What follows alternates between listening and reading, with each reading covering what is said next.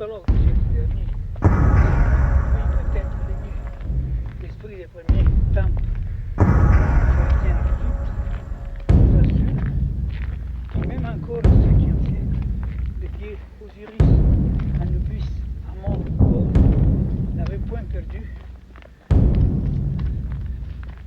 parmi les moins chrétiens leur popularité.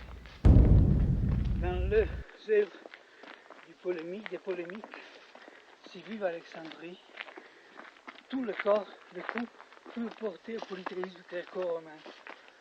Pas un seul contre les anciens dieux du pays. Regardez comme des expressions de vérité mal connues mais réelles. L'un des plus doux, des plus dignes et des plus saints parmi les grands moines de l'or égyptien ne rougissait pas s'appeler Pacom.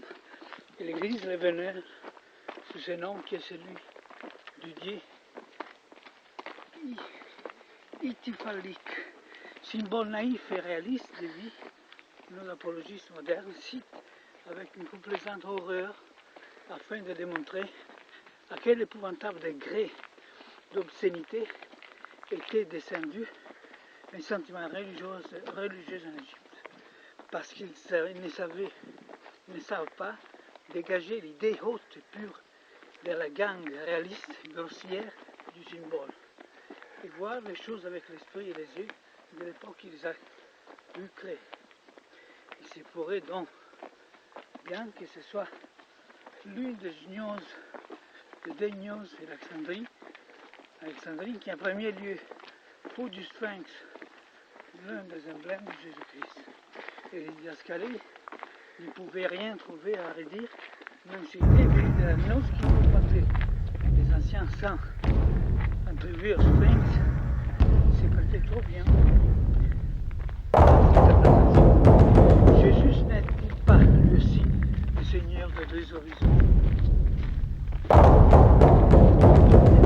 Qui des premiers temps chrétiens figure sa naissance de l'Occident qui symbolisa sa mort, et le dieu de la grandissant du royaume des hommes. Il est dans la réalité, et puis non plus dans le monde, que le Sphinx dans la mission, il est la souveraineté, la toute puissance,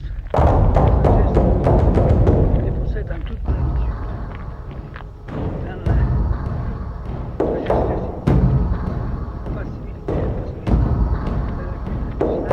repos est la source même de la surabondance dans la plus intense sérénité.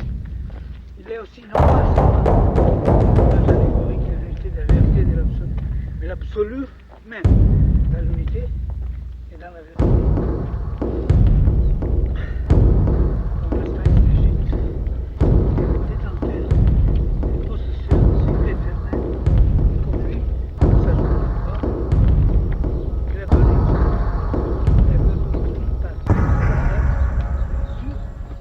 sagesse sous la conduite du salut de l'Europe.